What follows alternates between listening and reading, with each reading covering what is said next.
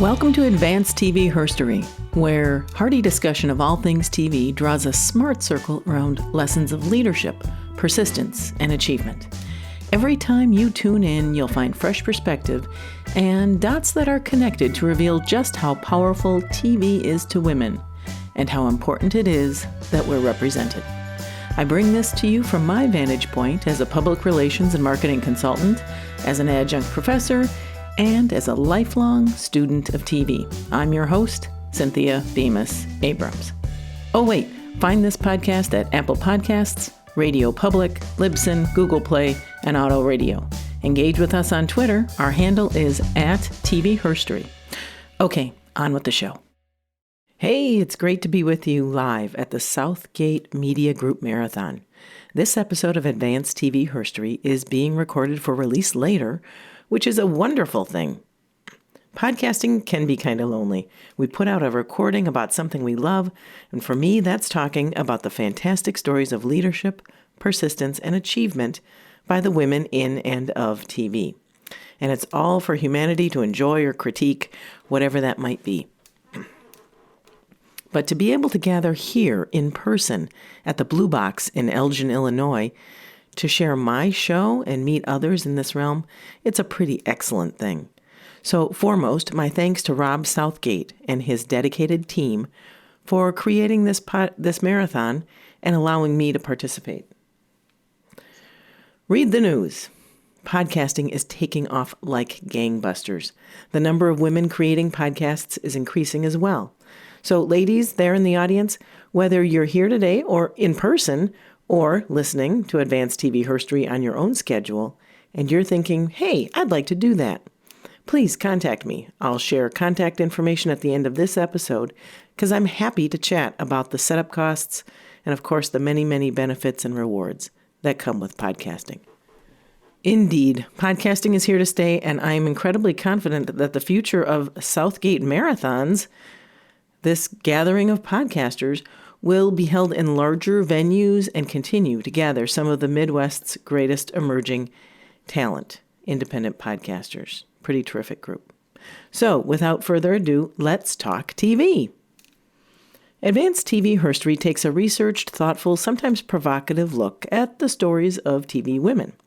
Ask anyone their favorite TV shows that featured strong women characters, and wow, you'll get answers. Yes, you will. And those answers are the essence of this podcast. A show, those story arcs, the characters, they've all left this profound impact on women and men. Now, every once in a while, I stumble into a moment in TV or a show that looked like it should have been a big hit on paper, but in real life it just fell flat or it didn't pack the punch that others had predicted.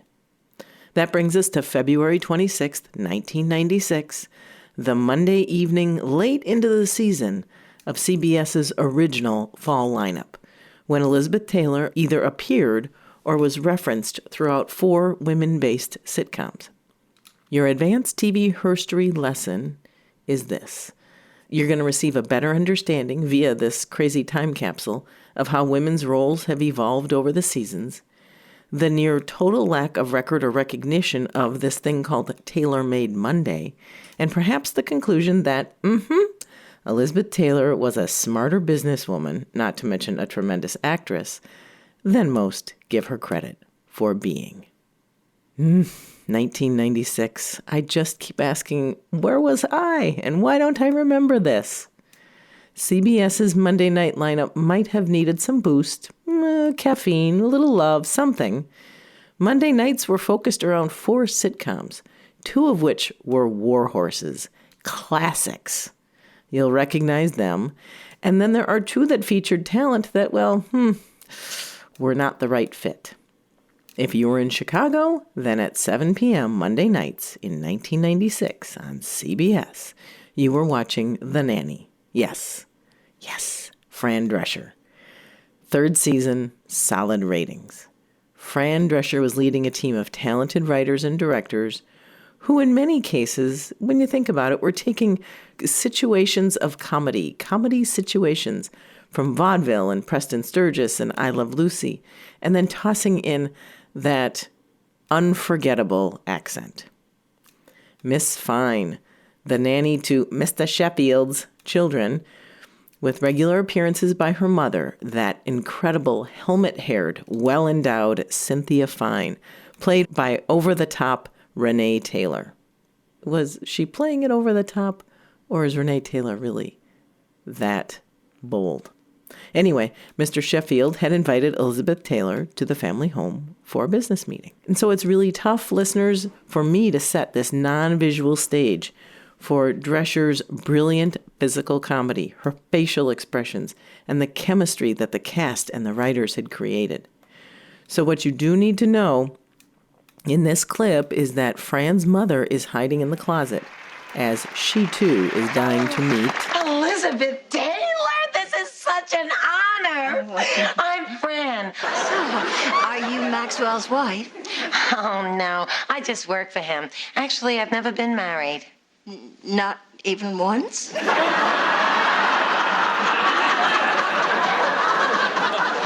Well, there was one time, but then I thought about it. That was your mistake, dear.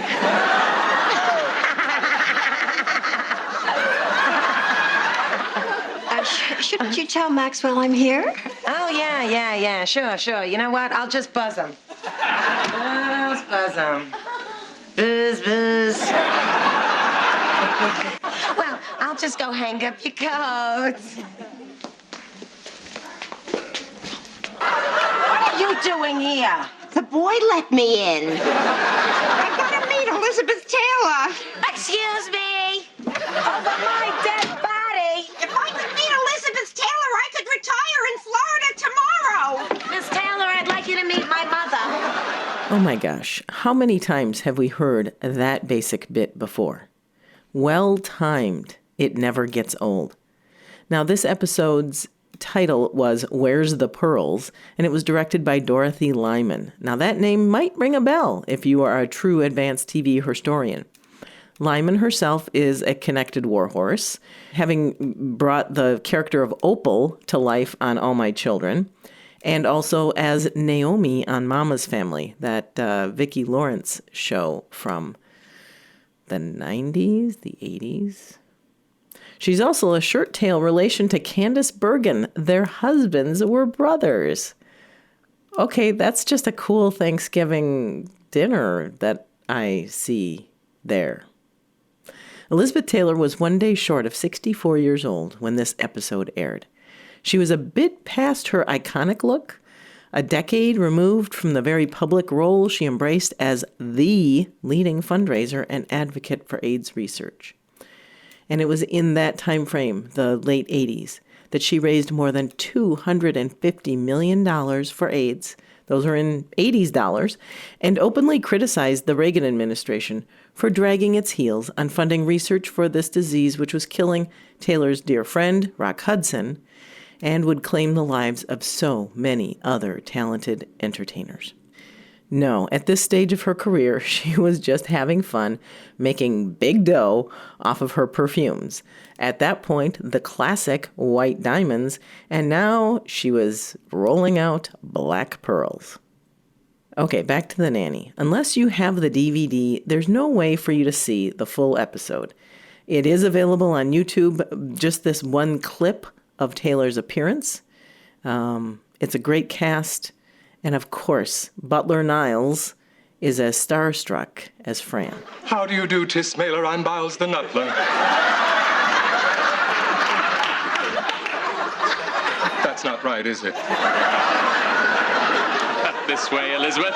Just follow the Nutler. I'll be right there, Maxwell. Oh, Fran, could you do me a massive favor? Yes. I'm wearing these for a photo shoot to promote my new fragrance, Black Pearls. Whoa!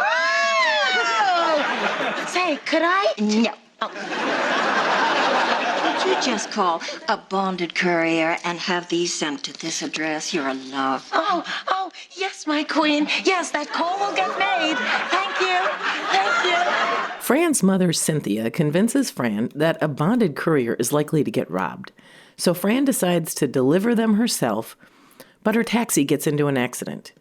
With that accident, Fran suffers a concussion and she loses the memory of ever having the pearls. And of course, she leaves them in the back seat. Now, that plot thread is picked up at 7:30 with a show you've never heard of, and it's called Can't Hurry Love. And it did enjoy its final episode of its only season on that fateful night, 1996. This gem starred Nancy McKeon, also known as Jo from The Facts of Life, which had ended nearly 10 years prior, and a relatively unknown Mariska Hargitay 3 years before Law & Order SVU would premiere. Now it's in its 19th season, and it's very hard to see Hargitay in any role other than as the iconic lieutenant and commanding officer of the SVU squad. It's even harder to see that great talent attempt comedy with bad writing. It hurts. The characters played by McKeon and Hargitay work together in a Manhattan staffing agency, and they live together in a pretty nice apartment because that's what people do when they live in New York. They have poor jobs and great places to live. Not. Hargitay's character is the saucy one. She's a bit trampy, a little ditzy, and her name is, yes, Dee Dee. McKeon plays basically the same character she played in Facts of Life, that Jo character. And imagine if Jo had moved to Manhattan after graduating from Eastland and then from college. So whether Jo or Annie, McKeon is that sort of point guard character, the setup, the sensible, the more serious one. A few episodes of this single season series are on YouTube, like literally someone turned on their VHS recording of it and converted it to digital. And the Elizabeth Taylor episode, literally, it's called the Elizabeth Taylor episode, is not among them. So here's how I understand the Black Pearl plot advances according to IMDb. Fran was in the taxi that got into the accident. She had no memory of having had Taylor's package in her hand, so she walked away from it, leaving the pearls in the back seat. Now, in Can't Hurry Love, Annie, that's the Nancy McKeon character, is going on a date, hails that same cab, and finds the pearls. She wears them and promptly loses them, only later to find out that they belonged to Taylor. Okay, it's 8 o'clock, Monday night. CBS, Murphy Brown. Elizabeth Taylor and Candice Bergen on the same screen together. Could it be? Well, sort of. In its 8th season of 10, an episode, this one entitled Trick or Retreat, is directed by Joe Regal-Buteau, who played Frank Fontana. And it's written by the show's creator, Diane English, and Sarah Dunn, who was a very busy writer in the 90s and even recently wrote on American Wife. Now, generations of Murphy Brown fans, it's been off the air now for nearly 20 years, remain rightfully grumpy that the entire series is still unreleased on DVD and only shown occasionally on TV, like almost never. The reason? Supposedly, the complex state of the music rights contract written when the show was launched in 1988. The Taylor plot was much more of a side reference in this episode of Murphy Brown. Realizing her famed black pearls were on the loose in New York, Taylor cancels an appearance on Brown's fictitious news show, FYI. There's a little exchange about this at the beginning, but the show's main plot is a team-building retreat in a rural setting. What? I don't think I saw it. I can't see it today. I can only believe the IMDb synopsis is remotely correct, because after all, everything on the internet is the truth, right? Okay, so if they didn't pack the big part of the plot in the Murphy Brown episode, maybe they left it for the last one, the one that needed help, the show that would make it across the finish line and get renewed. Okay, so at 8:30, we were going to find out that Taylor's pearls got recovered, right? The show, again another one you've never heard of, High Society, was a fall replacement of another sitcom that barely made it past its 3rd episode. Now, follow along with me here. On February 26th, High Society also ended. 3 names you'll recognize were part of the show it replaced and this show. So the show that got canceled, the show that High Society replaced, is called If Not For You, and it starred Elizabeth McGovern, who we would later come to love on Downton Abbey as the American Cora Crawley. And Elizabeth McGovern had been, she was a part of the Brat Pack of sorts, and part of, Elizabeth McGovern. 2 episodes of If Not For You, and it was decided it was not for us. So then came High Society, which starred Jean Smart, who will always be remembered as Charlene from Designing Women, and Mary McDonnell, who, depending upon your demographic, is either President Laura Roslin from Battlestar Galactica or Captain Sharon Rader from Major Crimes. Jean Smart, who is a big gift to comedy. She has tremendous timing. Mary McDonnell? Comedy? Really? Oof. Okay, Mary McDonnell and Mariska Hargitay trying to do comedy all in one night, that just hurts my head thinking about that. So what was it about this show, High Society? Was it the casting? Was it the writing? Even the premise of this very episode was not nearly as well crafted as, say, The Nanny. But picture this, everybody. Mary McDonnell has big hair and big shoulder pads, kind of still a Designing Women look, even though Designing Women had been off for a couple of seasons by then. It was the mid-90s, 96. Jane Meadows, name from the past, who was really just famous for being famous and for being married to comedian Steve Allen. And she had recurring roles back in the day on Medical Center and St. Elsewhere. She is in this series as Mary McDonnell's mother. And the Jean Smart character, who was really very similar to Charlene, only they had her come across as much more vacuous, not so much naive as just plain dumb, and vain.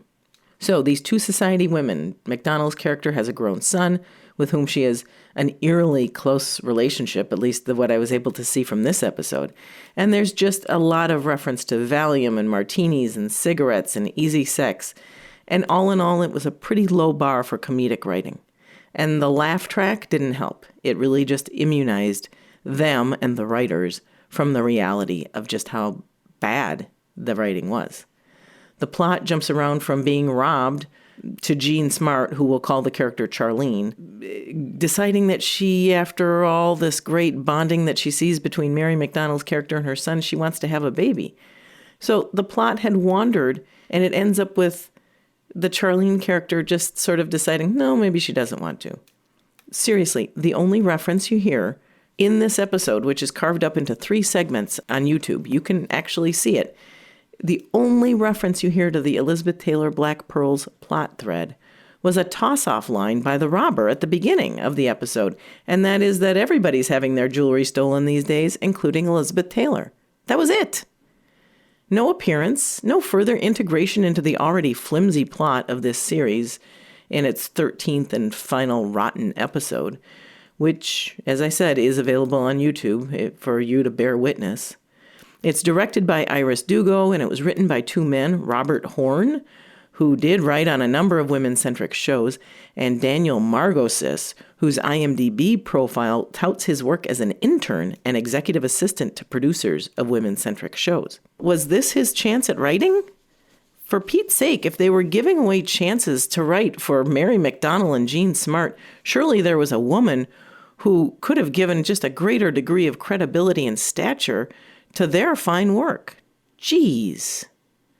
Because what? After all that buildup of Taylor Made Monday, we had no closure. What's going on with the Elizabeth Taylor pearls? But it all does come back to Elizabeth Taylor, doesn't it? So she had undoubtedly negotiated a fantastic deal just for this easy promo of her Black Pearls line, embedding it in 4 sitcoms which were aimed squarely at women on a late winter Monday evening. Did she save the struggling single-season dogs Can't Hurry Love and High Society? No. Even though those shows were positioned between The Nanny and Murphy Brown, that didn't help them. And in the days before DVR, this is what people did when they didn't want to watch the show that was stuck in between 2 that they did. They would step away, and they would move laundry from the washer to the dryer, or they would proclaim bath time for the kids and quick move them through it, or they'd pay bills, or you'd do something to get out of watching bad TV. And we have no idea how many times over those 2 hours Taylor's Black Pearls commercial ran. Now, picture this, and this too is available on YouTube, but I seriously like watching Elizabeth Taylor commercials because they were really well done. She knew what she was doing. The Black Pearls commercial ran, complete with Taylor's breathy voiceover and dark images of her head. Literally just her head. Her body is supposedly submerged in water. And then later there are silhouettes of what is supposed to be her, but let's be honest, this would have been what Elizabeth Taylor's body looked like about 20 or 30 years earlier. The romance of night.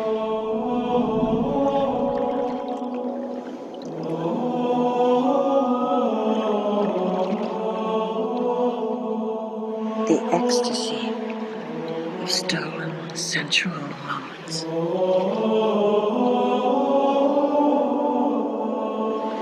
Black pearls. Introducing Black Pearls, a new fragrance from Elizabeth Taylor. Up to her death in 2011, Elizabeth Taylor singularly defined celebrity in a way that perhaps only is paralleled today by Beyoncé. But Beyoncé didn't have 2 Oscars on her mantle by the time she was 35, although she does have a lot of hardware from another realm of recognition.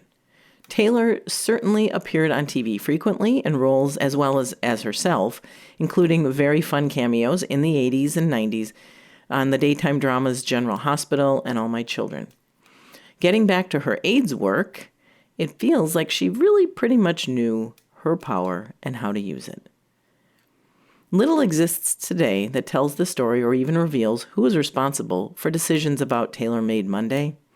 Did Black Pearls perfume reach the status of Taylor's previous product, White Diamonds, which is still available?